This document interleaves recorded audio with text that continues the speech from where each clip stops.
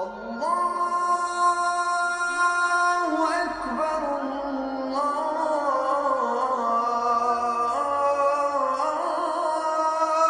أكبر. Bismillahirrahmanirrahim. Assalamu alaikum wa rahmatullahi wa barakatuh. Que la paix soit sur vous.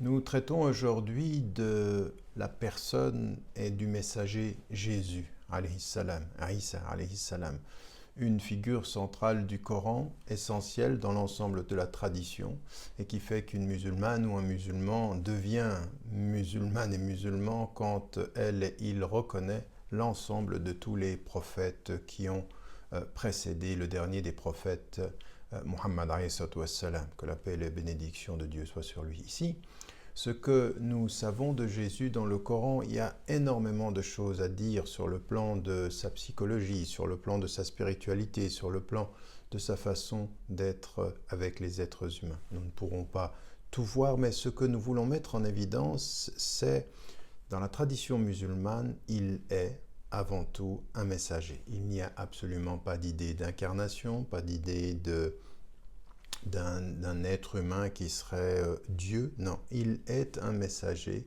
Et ce messager, il va venir avec des caractéristiques tout à fait particulières. D'abord, dans sa façon de se situer sur le plan historique, il a ce message qui, psychologiquement et spirituellement, va se présenter comme l'autre versant de ce qui a été vu avec Moussa alayhi salam, c'est-à-dire le versant de l'amour, le versant de l'intériorité, le versant du miracle, et non pas le versant de la loi, non pas le versant de ce qui va tenir un peuple par la règle, mais appeler un peuple par l'amour.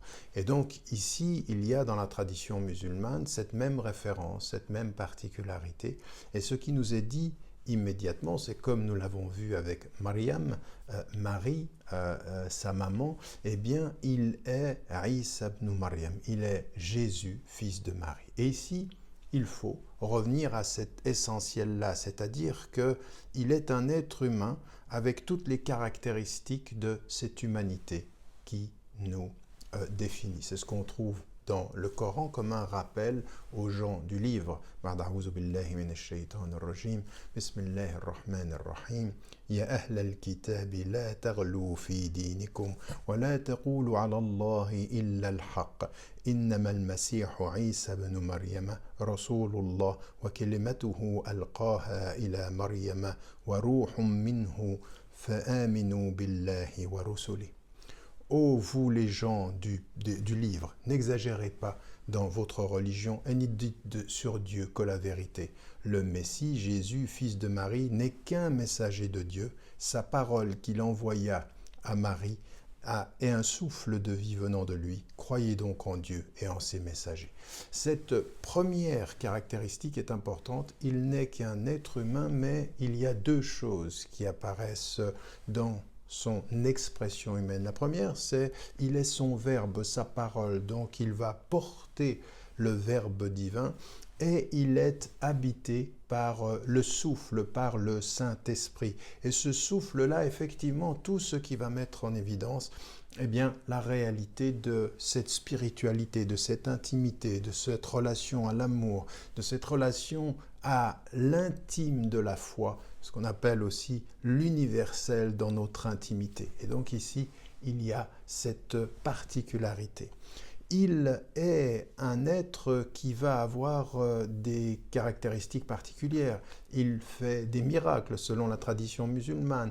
Il a des pouvoirs que d'autres n'ont pas. Et pourtant, avec ceci, il doit, lui en tant qu'être humain, reconnaître ses limites. Donc, dans la confiance qu'il a avec Dieu, dans le rapport qu'il a avec Dieu, et il sait de ce point de vue la confiance et il sait le sens de la vérité, eh bien le Coran lui rappelle que chaque pouvoir qu'il avait n'est pas son pouvoir, n'est pas sa capacité, mais que cela vient de Dieu. C'est ce que l'on trouve dans le Coran, dans un long passage.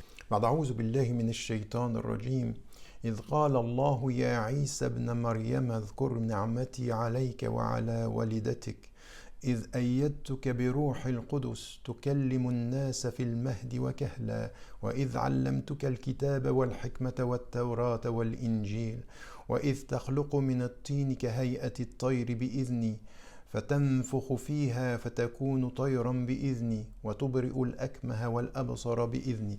Jusqu'à la fin du verset qui est un peu plus long et qui dit la chose suivante. Et quand Dieu dit « Ô Jésus, fils de Marie, rappelle-toi mon bienfait sur toi et sur ta mère quand je te fortifiais du Saint-Esprit. Au berceau, tu parlais aux gens, tout comme en ton âge mûr. Je t'enseignais le livre, la sagesse, la Torah, l'Évangile. Tu fabriquais de l'argile comme une forme d'oiseau par ma permission. Puis tu soufflais dedans. Alors par ma permission, elle devenait oiseau. Et tu guérissais par ma permission l'aveugle-né et le lépreux. » Ici, nous avons toute une série, le verset continue, mais qu'est-ce qui est mis en évidence? D'abord, Dieu lui rappelle que tous ses bienfaits, toutes ses qualités, toutes ses caractéristiques et tous ses miracles, contrairement là, de ce point de vue, à ce que l'on peut comprendre de la tradition biblique, eh bien ici, il est fondamentalement un être humain et tout ce qu'il fait, bi'idhni. Donc un rapport et un rappel systématique à « tu es élu », mais ton humilité doit habiller ton élection. Tu es élu et ton humilité doit être le signe particulier de ton engagement sur la terre. Donc on a ici deux caractéristiques très très fortes de l'intimité de la foi, de cette humilité qu'il enseigne, et puis lui, comme tous les autres messagers, eh bien, il va faire face à l'opposition. Et quand il fait face à l'opposition, il n'a pas l'arrogance de celui qui pense qu'avec ses miracles, il vaincra. Il cherche des partisans.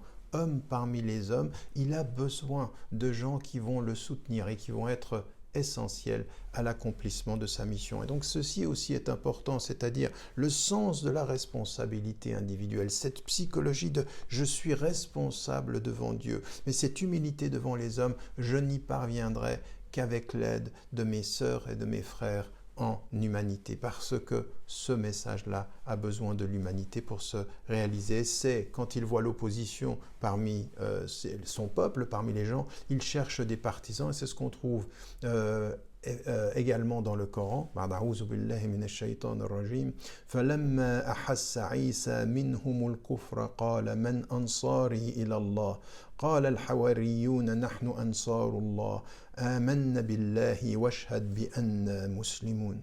Et quand Jésus ressentit de l'incrédulité, au sens de il niait la vérité, malgré tous ces miracles, malgré tout. Donc vous voyez bien encore une chose ici qui apparaît, c'est-à-dire ce qui est évident pour lui n'est pas du tout perçu par l'aveuglement de ceux qui nient. Et donc quand il voit de leur part cette négation, il dit « Qui sont mes alliés dans la voie de Dieu ?» Et les apôtres dirent « Nous sommes les alliés de Dieu, nous croyons en Dieu et sois témoin que nous lui sommes soumis. » Donc ici, on a encore une fois cette particularité, ce nécessaire engagement. Et puis c'est pas tout, les partisans, contrairement à lui qui est porteur de miracles, eh bien ils ont aussi besoin de signes. Qu'est-ce qu'ils lui disent? Ils lui disent eh bien montre-nous quelque chose, conforte-nous. Et c'est ce qu'on trouve également dans le Coran. وَإِذْ قَالَ الْحَوَارِيُّونَ يَا عِيسَى ابْنَ مَرْيَمَ هَلْ يَسْتَطِيعُ رَبُّكَ أَنْ يُنَزِّلَ عَلَيْنَا مَائِدَةً مِنَ السَّمَاءِ قَالَ اتَّقُوا اللَّهَ إِن كُنتُم مُؤْمِنِينَ. Et quand les apôtres, eh bien, ils lui disent « Est-ce que Dieu est capable de faire descendre sur nous une table ?» Et lui, il leur dit « Mais craignez Dieu, ayez cette crainte révérentielle de Dieu. » Comme s'il leur disait « Mais attendez, avec tous les miracles que vous voyez, eh bien, vous en voulez d'autres, et pourtant, il va le demander. » Comprenant de cette façon-là que si la conviction de ceux avec lesquels vous vous engagez est importante, il faut absolument qu'elle soit confortée par des signes. Le sens, l'attention à ceux qui sont autour de lui, c'est aussi ce qui caractérise tous les messagers et Jésus de façon particulière, que la paix soit sur lui. Donc on le voit, une attitude qui est une attitude d'homme, une attitude de l'intériorité, une attitude de l'attention et une attitude toujours de l'humilité de cet homme qui sait les limites de son pouvoir devant Dieu. N'oubliez jamais de dire à ceux que vous aimez que vous les aimez. La vie est fragile. الله أكبر